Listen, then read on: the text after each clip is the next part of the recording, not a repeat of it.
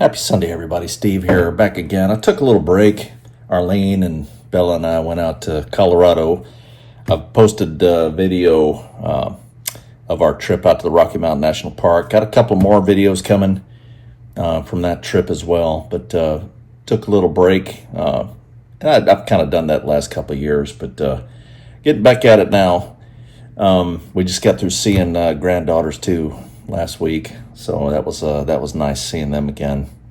It's precious little girls. But just had July 4th, and I remember I used to work with a Brit when I worked in Abu Dhabi, and they used to always joke whenever July 4th came around, they'd always send a little note, "Happy Treason Day," and we'd always come back with, "It's only treason if you lose." So, but it got me thinking about July 4th because I'm reading in Romans at chapter 13, verses 1 through 7, and I'll read through this. And today is kind of a metaphysical discussion, kind of a thought, kind of a free-floating thought on something and trying to reconcile something. And I read this morning, and it got me thinking about it. And I have some thoughts. I'm curious what you think. So you let me know too in the comments below. But begin at verse 1. Let everyone be subject to the governing authorities, for there is no authority except that which God has established. The authorities that exist have been established by God. Consequently, whoever rebels against the authority is rebelling against what God has instituted, and those who do so will bring judgment on themselves.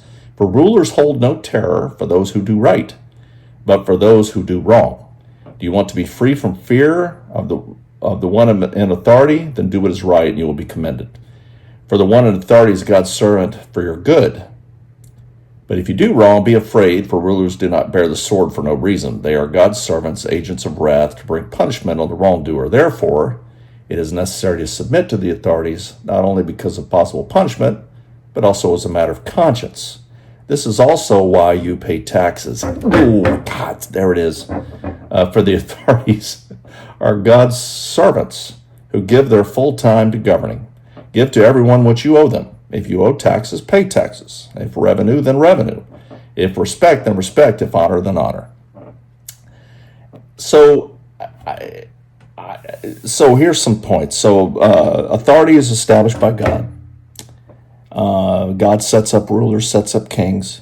Verse 2, rebelling is a rebelling against God. Verse 6 to 7, pay taxes if you owe them. That's the key points, right? So how does that reconcile with the American Revolution? And I'm trying to get my mind around that. I mean, basically, we were British subjects. We were colonists. At the time, I was doing a little research for this. Interesting enough that and basically the colonies, the American colonies, were probably the most well off in the Western world. We were doing the best. It was very rich. We were. I just finished a book on the Revolution. What's it called here? I've got it right over here. Sorry. It's called The British Are Coming, and by Rick Atkinson. It's a very good book. But I thought it was really interesting that the American colonies were I mean, probably 40 to 60% of the income for England were from the colonies. I mean, it was the trade or trade maybe. The trade was huge. And the colonies were doing real well and everything else. We're sitting pretty good. You know, we're loyal British subjects. Everything's going fine. We had the 7 Years' War, which for us we call the French and Indian War. It's huge in Europe. We got a little taste of it. It was a big deal for us. I mean, the fighting the French, fighting the Indians. That went on in the late 1750s or so, early 1760s. Well, when that war ended and England and Germany or Prussia at the time, I guess, allies had defeated the French, and there was a lot of debt. There was a lot of debt, and England's like, hey, you know, we sent troops over there. You guys need to help pay for that. and that's where the Stamp Act and tax on tea and lead and paper, playing cards, and all of that stuff.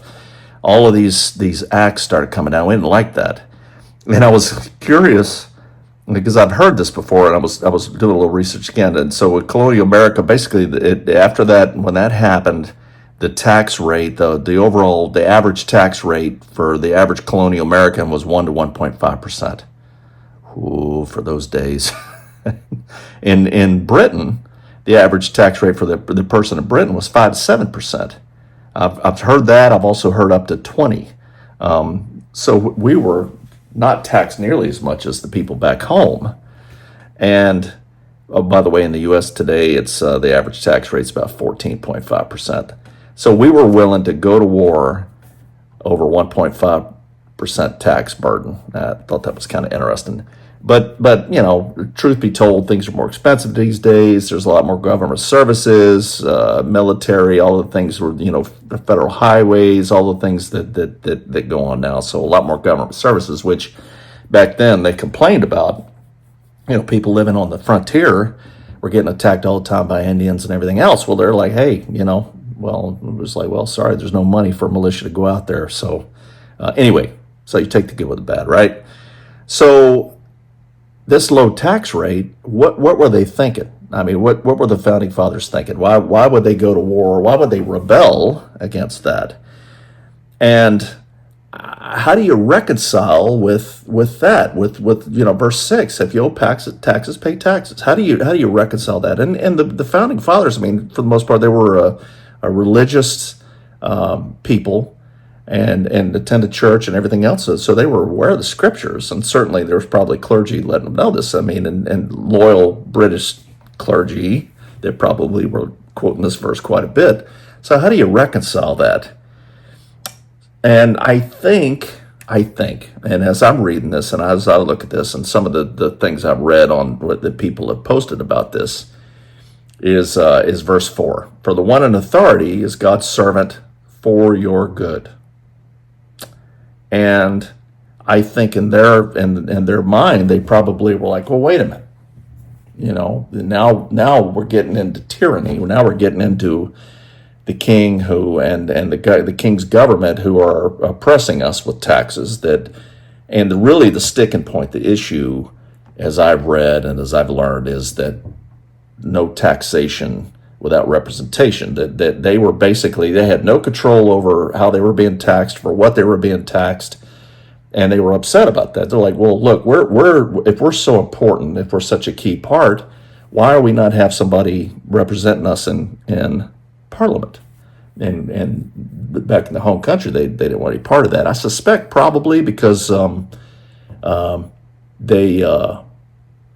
were worried that the American colonies would quickly, if it was based on population and representation of population, they quickly would have a controlling coalition in the Parliament, and they probably didn't want that, I suspect. But so taxation without representation, and that again in that book, The British Are Coming, gave a lot of background of what was going on in the colonies at that time, and also, they really weren't allowed to have industry in the colonies as well. The expectation was, is you guys provide the home country raw materials, lumber, pitch, rope, all these raw materials, oak, to send back, and we produced finished goods and shipped it back to you, and you bought them. And there was that. So it's kind of like, well, wait a minute, why don't we have, why can't we have this here? And also, train monopolies, there was an expectation you only buy British goods. You couldn't buy, French shipping didn't come into the to the colonies. So at least not legally. So and they had no say. So eventually it was kind of getting into this tyranny, right? So verse 4, basically, the one authority's God's servant for your good. Well, what happens when the ruler is not doing things for your good, for not governing for your good, for your best interest? Now, there's a lot worse examples that I'll talk about in a second. But eventually you can kind of see the mindset going, wait a minute now, hey, you guys are holding us back. You're not doing the, we could be a lot better. We could be a lot more well off. You're holding us back. You're not letting us represent ourselves. All of that. Then you get into verse 5. Therefore, it is necessary to submit to the authorities. So therefore, I had a pastor used to say this, that the word therefore, whenever you saw the word therefore, you need to take a step back and realize what it's there for. And so therefore, and I read that and I'm kind of like, okay, well, therefore is okay. Well, if those things are true in verse 4, then you submit. And if they aren't, then you don't. And I think that's probably how they worked through that and got to that point where they realized that. So everybody knows a lawless mob, civil disobedience. Everybody remembers 2020, summer 2020, all of that. And there's nothing, I think that as I read and understand in the Bible, that there's nothing wrong with protest, with appealing, with protesting, in the right way, the government. And there's examples of that. Of course, Esther, and also not just that, but I mean, there's a point where you disobey. And Esther, there was a law that she couldn't, you couldn't go in to see the king if you weren't called. Don't go in there, because if he doesn't raise his gold scepter, they put you to death. So that's where she really took a chance to go in and see the king, to appeal, to help save people. Daniel, there was a law that, an unjust law that the minions got the king to pass to outlaw praying to anybody but the king. And of course Daniel was like, well, I'm going to pray every day, and he did. He went up in his upper chamber, prayed, and they were right there, and they're like, oh, there he is, go get him. Shadrach, Meshach, and Abednego refusing to bow to the golden idol.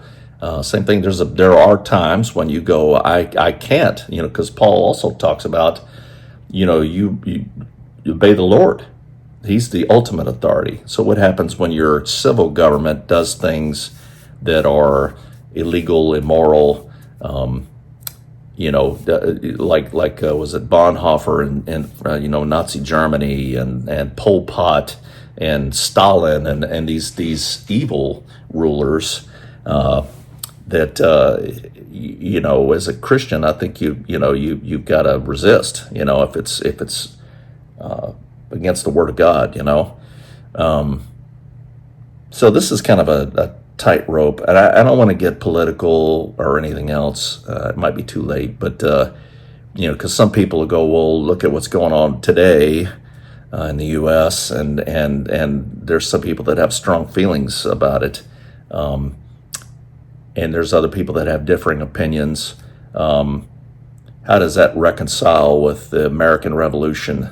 Because there were plenty of loyalists that they were like, we're British, we're going to stay British, we're going to keep doing British things, and didn't mind paying the taxes and didn't. And there were, of course, the other part did resist and rebel.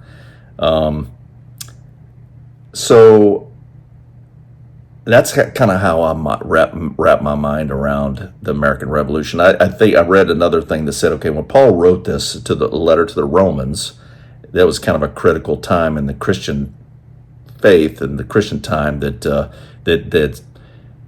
it was kind of a way he knew that probably word would get to Caesar and the government there that hey, what's up with these Christians? He was trying to reassure them in a way to like, look, we're loyal, Roman citizens. We're not, being a Christian doesn't mean we're going to burn everything down and be anarchists, like 2020.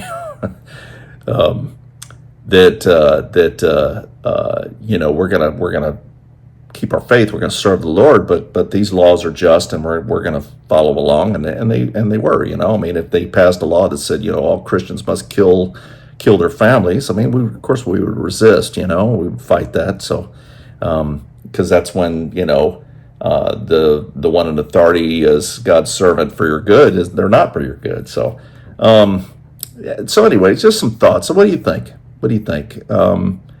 I don't want to get political. I don't want to turn this into a bash Trump or bash the Democrats or anything else. Please don't. Everybody has strong feelings about it.